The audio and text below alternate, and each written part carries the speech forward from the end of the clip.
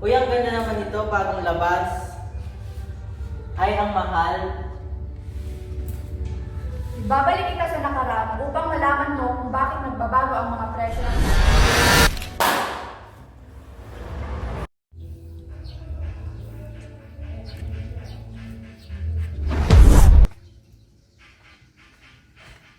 Asan ako? Anong panahon ito? Video. Ale, anong panahon po ito? Ikaw, di ba ikaw yung nagdala sa akin dito?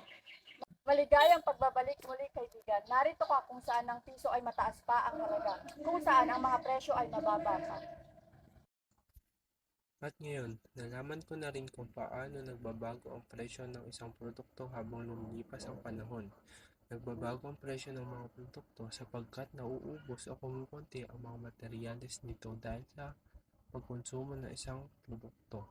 At dito na nagaganap ang tinatawag na pollution.